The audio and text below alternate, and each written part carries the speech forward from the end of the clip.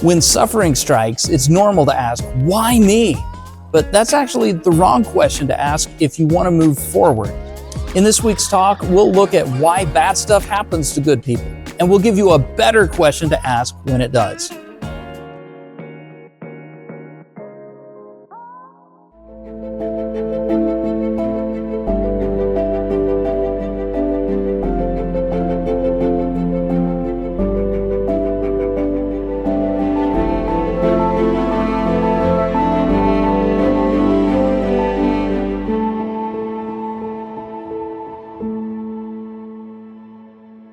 One day, as Jesus was walking along the road, he walked by a man who had been born blind, never been able to see from birth. And that was a really big deal in that time. I mean, let's be honest, being born blind is a really terrible thing in any time. Unless you're Geordie LaForge on the Starship Enterprise, being born without sight. No Trekkies? Wow. Know your audience, Chris. There are a few. Okay. Next generation. Captain Picard was the best. Being born blind is a terrible tragedy for anybody, but especially in that time, it was awful.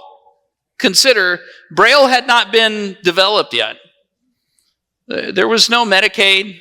There was no Americans with Disabilities Act. If you were born blind, the probably short life that you were going to have was going to be typified by being a boat anchor for the family that you're born to. And as soon as you're able to go out on your own, sitting by the road and begging for charity from anybody who would be willing to have pity on you. Jesus was walking along the road one day, and he came across a guy who was born blind. And it wasn't even Jesus that noticed the guy, it was his followers, his students. John was one of those students, and he recorded a lot of moments from Jesus' life, and he talked about this moment. In chapter 9, he said, as Jesus was walking along, he saw a man who had been blind from birth. And we're not going to put that slide up quite yet. But his students saw this poor guy, and they asked one question of Jesus. One question of literally God on earth. And that question was not, hey, teacher, I can see you're probably going to heal this guy. Which way are you going to do it this time? Because Jesus would kind of mix up the formula. Sometimes he just spoke to somebody and they were healed. Sometimes he put his hand on them and they were healed. Sometimes he'd spit in the mud and make like mud eyeballs and stick them into eye sockets. Okay, there are all kinds of different ways. How are you going to heal him? It's not what they asked. They didn't say, teacher, can I try this time? Can I do the praying this time? I mean, I kind of want to practice. It's fun. They didn't ask that. They didn't ask, hey, once this guy is healed, do you want us to tell him to be quiet about the whole Savior of the world thing? Or is it okay if he tells everybody? They didn't ask. You know what one question they asked when they saw somebody sitting in absolute tragedy? Whose fault is it? Look, we'll put it up on the screens. Verse 2, Rabbi, which means teacher, they asked him, why was this man born blind? Was it because of his own sins or his parents' sin? They go right to, whose fault is it? Why him? And when I read that, at first I want to say, wow, what a weird thing to ask. Why do you start there? But man, human nature never really changes. We kind of do the same thing, don't we? Have you ever noticed every time there's a major catastrophe, the Republicans and the Democrats and the independents and everybody, they're all scrambling to figure out, how can I make this hurricane their fault and get more votes, right? Whose fault is it? There's an oil spill. Whose fault is it? COVID-19 breaks out. Was it because they ate bats? Was it a Chinese experiment gone wrong? Is this a grand scheme to make this guy look bad or this guy look bad? We're always looking for whose fault is it? I'm late for school. Whose fault is it? I can't figure out who to put in my fantasy line. Whose fault is it? I got bad intel. It's always somebody's fault. Because it makes us feel a little bit better. Without going too deeply into it, we all have this tendency to want to figure out when something bad happens, whose fault is it? Why them and not somebody else? Because if there's somebody to blame, then maybe I can prevent that from happening to me. Or if there's somebody to blame, maybe I can prevent that from happening to them again. Or at least maybe I can know who to throw rocks at because I'm angry. Whose fault is it, they asked, that this guy was born blind? And it's normal to ask when somebody else goes through tragedy, but it's especially common to ask when you are the one going through tragedy. Why me? God, why me? Have you ever asked that before? Yeah. God, why is this happening to me? Why? I didn't do anything to deserve this. What have I done that this bad stuff happens to me? Today I want to talk about the question, why me? And I want to look at how, even though it's a natural question, it's an understandable question, that question can actually keep you from moving forward in life. It can keep you stuck right in the bad in life. Why, teacher, they asked, why was this man born blind? And they give him two options when they ask Jesus. It's either, this is how their worldview worked at that time, either this guy sinned and he's being punished by God, or his parents sinned and he's being punished by God. Which one is it, Jesus? In verse 3, John 9, verse 3, he answers, and in the most Jesus way possible, he answers with an option that was not on the menu. Anybody ever go out to eat with somebody who likes to order stuff that's not on the menu? They're so cool. Yeah, can I actually get that with this sauce and well, sir, we don't serve that anymore. Well, do you still have the recipe? Right? Jesus all the time was subverting people's expectations. He said, let me show you secret option C. He said it wasn't because of his sins or his parents' sins. This happened so the power of God could be seen in him. Jesus said there are more options available. If you want to talk about why stuff happened, it's not always just somebody to blame. Today I want to show you there are several different possible answers to the question, God, why me? And we need to look at those answers because sometimes the problem with that question is not really the question at all. It's the answers we walk away with.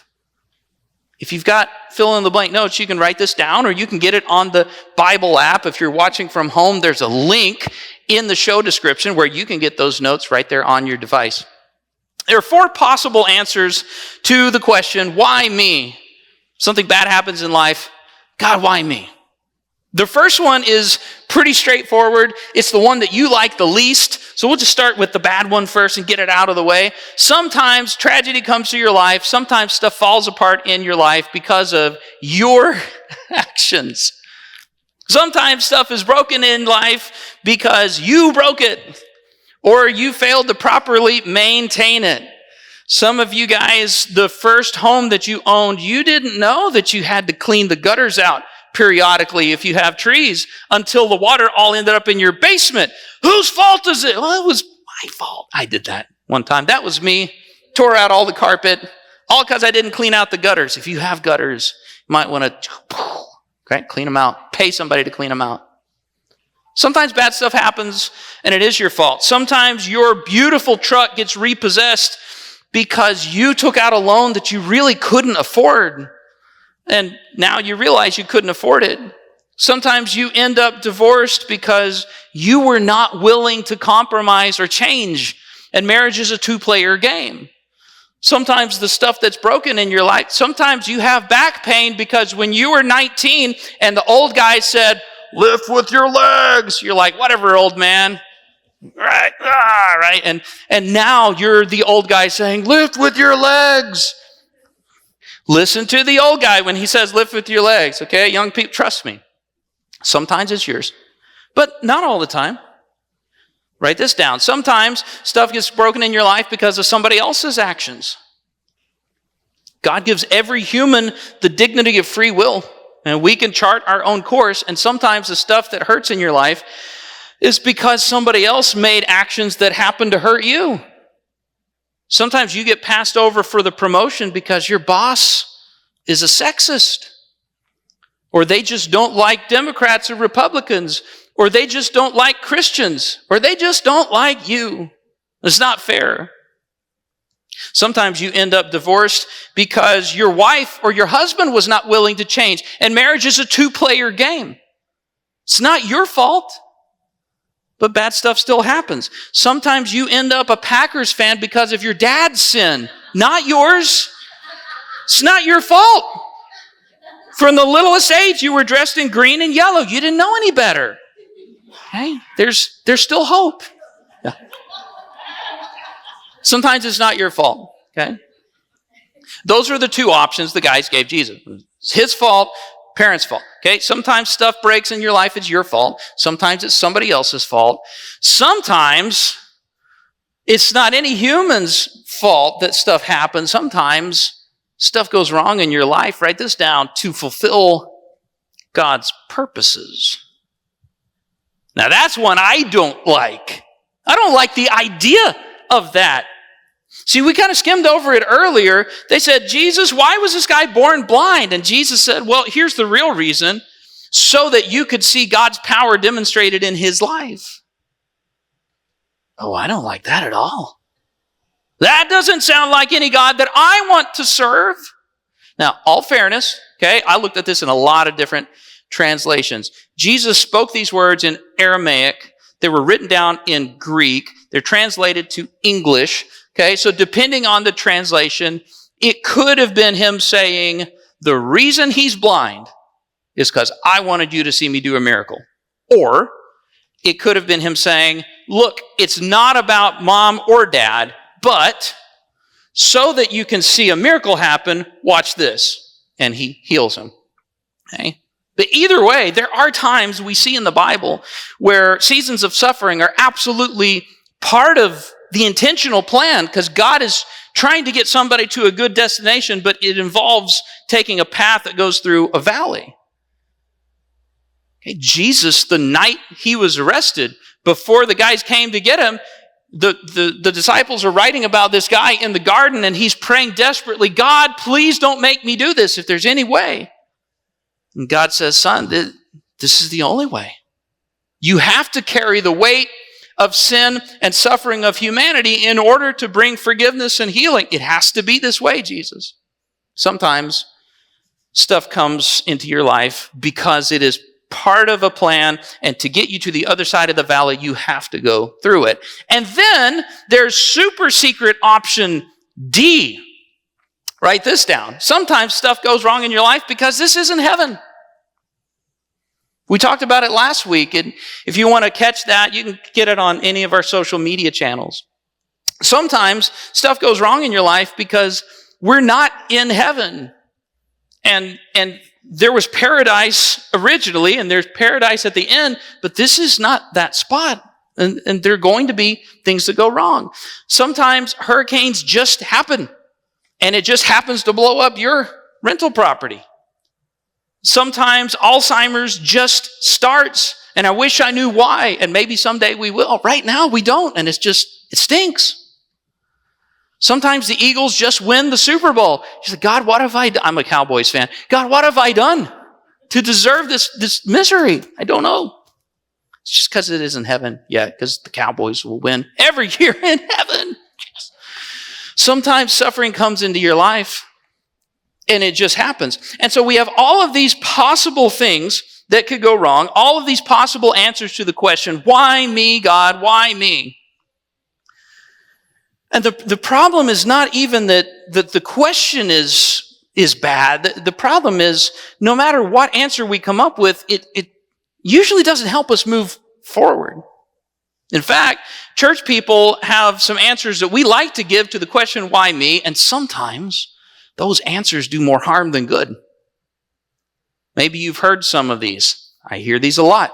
I grew up in church. I've been around this my whole life. Sometimes bad stuff happens, and our answer as a church is, well, everything happens for a reason. You ever heard that? Everything happens for a reason. I hate that. Okay, that is technically true. Everything happens for a reason, but the reason that it happens varies widely. Sometimes that reason is you. Sometimes that reason is him. Sometimes that reason is God. Sometimes that reason is we just live on earth, and sometimes stuff goes wrong. Do you know what someone who is hurting hears when you say, well, brother, everything happens for a reason? Do you know what they hear? God wanted this to happen to you. He made it happen. Is that true? On a rare occasion, maybe. Most of the time, no. It's not helpful. Or what about this? Maybe you've heard this. Well, honey, you just need to take authority and stand on faith. That's why this went wrong in your life. Okay? I'm a Pentecostal. I grew up in Pentecostal circles. I believe in the power of prayer. And there are times when there is a spiritual attack that's coming against you, and as the leader of your household, you do need to stand up and say, now, I'm not going to stand for this anymore. But can I tell you, not every time that something goes wrong in your life, it's because demons are attacking you, and the answer is you don't have enough faith. Sometimes you're driving to church, and the car runs out of gas, and you're like, not today, devil, not today. I rebuke you, gas tank, in the name of Jesus. Okay? It's not going to fill up, probably, not going to fill up with gas. Can I tell you, Satan did not come and siphon your gas away. You just, between you and your wife and your son who now drives, everybody thought somebody else was going to fill it up. You can share the blame with all three of you. It's not his fault. It's not his fault. Or sometimes we say this, okay? Maybe someone said this to you. Well, I think God's just trying to teach you a lesson. He's just trying to teach you a lesson. And if you don't learn, you're just going to keep wandering around the wilderness for another 40 years like the nation of Israel. Okay? I believe God's not going to waste any season of suffering and that he can teach you things in it. But coming to somebody who's suffering and saying, oh, God's just trying to teach you a lesson. Okay? My son runs track and field. Imagine he's set up to run track, and right before he goes, somebody with the shot put just gets like way out of bounds, and the shot put just right in the face. Right in the face. Okay? Nose is broken, teeth are falling out. Imagine that he's in the emergency room and they're trying to figure out how we can put teeth back in. Okay? And he's like, how am I gonna kiss these girls that are cute in school without teeth in my, okay. Imagine that he's here in a bloody mess, and Pastor Shad, our student ministries pastor, comes to check up on him. Imagine that Pastor Shad comes and he's like, what do I say to this kid to console him? And he wraps his arm around him and he says, well, son, Judah, I'll just use your name, sorry. Judah has all of his teeth, okay? He's great at track and field. Judah, I don't know what your dad was trying to teach you by knocking your teeth out, but I'm sure there's a lesson in there somewhere. What? I don't have anything to do with it. I'm the one who drove him to the hospital. Why are you blaming me? Do you see how many weird places we can get when we focus on the question, why me? God, why me? Why me? The guys come to Jesus and they say, why did this happen? And Jesus, rather than rebuking them for asking the question, he doesn't say, you idiots, why would you ask that? It's understandable. But instead, he redirects their focus and he says, hey, watch what I'm going to do next. Watch what I'm going to do from here. This guy's in a bad spot. Let me show you what's moving forward. And the problem with the question, why me, is that no matter what the answer is, the focus is always what's happened before. Why did this happen? What did I do? God, I raised my kids right. I was respectful to my parents. Why are they disrespecting me? I was faithful to my spouse. Why were they unfaithful to me? I gave to this church. Why did this bad stuff financially happen to me? Why? And I believe that what God would rather us do is, rather than focus on why am I suffering, why me, God, and not somebody else, to turn our attention forward to look at what he's going to do from here, because I'm not dead yet. I'm not dead yet. Okay? I'm still here. Bring out your dead. See, you guys got that one. I just need to know which movies we're watching. Write this down in your notes. Okay? When tragedy hits, you need to trade why me for what's next. You need to trade why me for what's next. Because the truth is, most of the time, regardless of the answer to the question, why me? There's nothing you can do about it anyway. Most of the time when tragedy strikes, it wasn't your fault. If you were abused when you were a kid, it wasn't because you wore short shorts. It was because he couldn't keep his desires under control. It's not your fault. Somebody that you love got cancer and somebody else smoked 12 packs a day and never did. It's not any, okay? It happens. And even if it was your fault, even if you are suffering today in your body because of some choices you made when you were a young person, you can't go back and fix it. A lot of these things, I learned my lesson. Yeah, but the damage is done. I can't undo what's already done. No matter what the answer to why me is, it still keeps you in the past. You can't fix it. You can't change it. But what you can affect is how you walk forward in life. And some of you guys know what it's like for seasons of hardship to keep you stuck like you're in a whirlpool and you're not going anywhere. You're just circling around the pain, around and around and around. I believe that God wants to help you forward, but the way forward is by not focusing on what happened, but focusing on what do I do next. So the same guy that recorded that moment in Jesus' life, a few chapters later, he records something that Jesus said right before he was arrested and taken to some phony, bogus trial and tortured and executed. Jesus knew that some bad stuff was about to happen to him. And so he's talking to his followers, his students, his disciples. And he says, guys, look, man, it's going to get bad, okay? I'm going to go through some stuff. And I want you to understand, I know it's coming. It's going to be okay in the end. It is going to be really bad, but it's going to be okay. And then Jesus finishes that talk up with this. It's recorded in John's Gospel, chapter 16, verse 33. And Jesus says this, quote, I have told you this so that you might have peace in your hearts because of me. Look at this. While you are in the world, you will have to suffer. But cheer up, because I have defeated the world. Leave that up on the screens for a minute. He puts suffering into context, and he says two things that are really important for us today to absorb. One of those ideas is there is no escaping moments of suffering in life. Even for the people who are the closest to Jesus.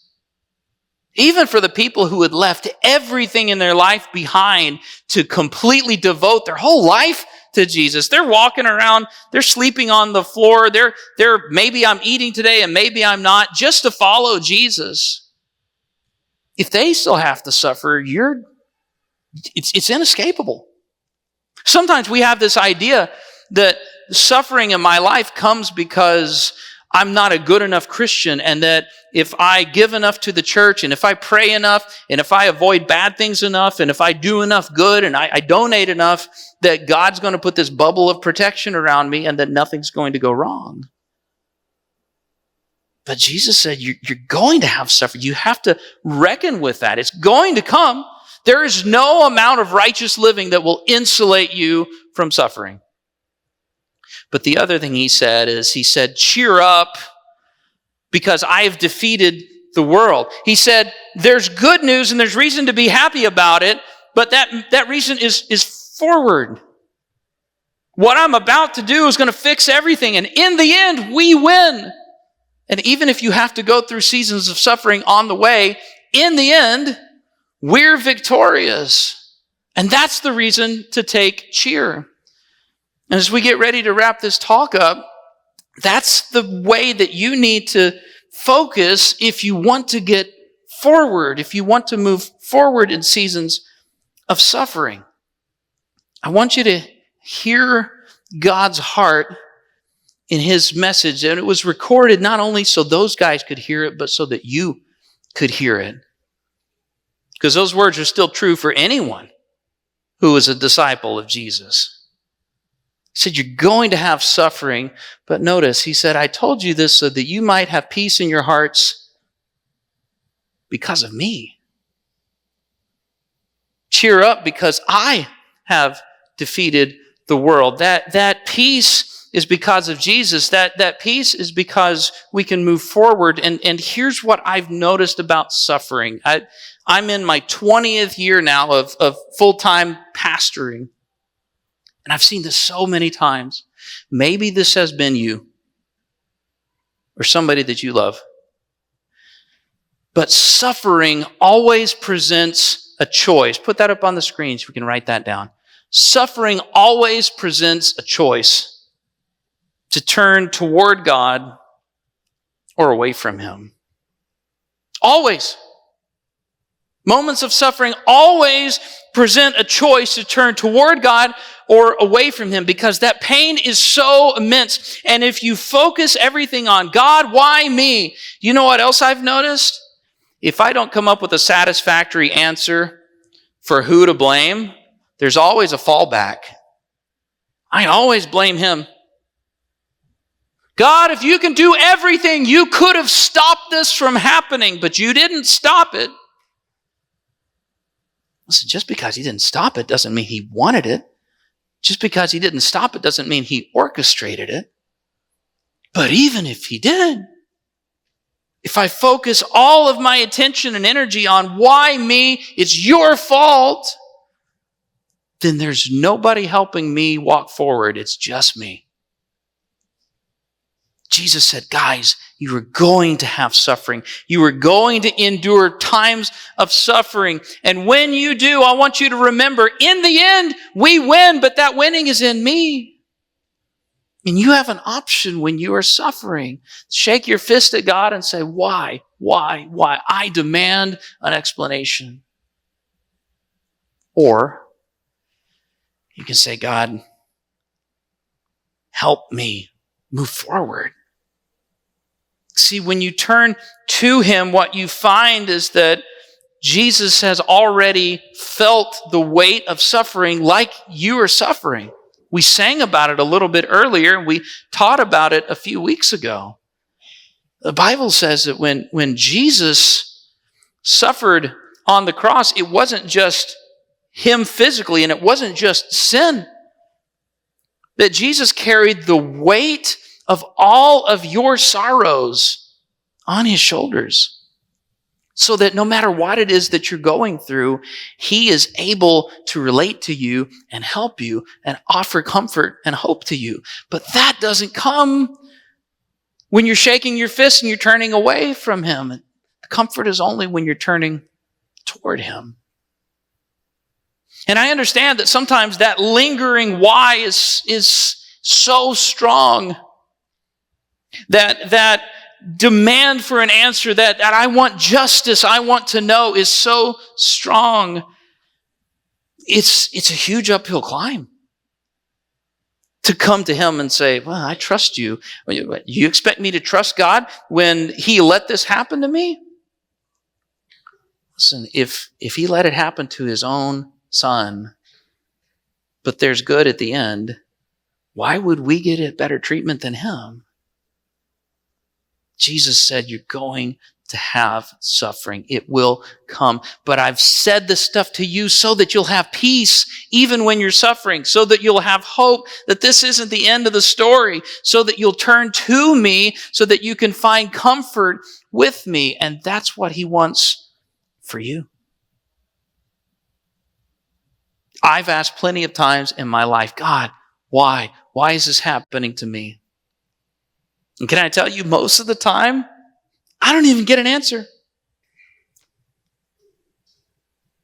And when I do get an answer, it doesn't change the level of pain that I endure. But when I go through that time, and when I've wrestled with that, and I come around and I say, God, I need your help to move forward. Every time I turn to Him, I find help and hope and peace and encouragement. And instead of trying to figure out how to move forward on my own, I figure out how to move forward with those nail-scarred hands guiding me step by step. That's something that only a scarred Savior can offer to us, and I believe that that's something he wants so badly for each of us when we're in those seasons of suffering. So when pain comes, don't focus everything on why. Turn your focus to who it is who loves you, who it is who can help you, and who it is that forward in your life is going to bring wholeness and unite you with him someday. Hey there, just wanted to take a minute to say thanks for watching. If a friend sent you this link, it's because they believe what we talked about today is going to make a positive impact in your life. And if it did, there's probably somebody that you care about who could benefit from it. So take a minute to share this video with somebody. Post it to your timeline or send them a direct link. And if you're able, take a minute to give using the link at the bottom of the description on this video. One last thing. Maybe you feel a tug at your soul and you're ready to take the next step in your spiritual life and form a relationship with God. We've got folks here who would love to talk with you about it. So just text prayer to the number on your screen and we'll follow up with you. It's also in the description on this video in case that helps. Thanks for watching, and we'll see you next time.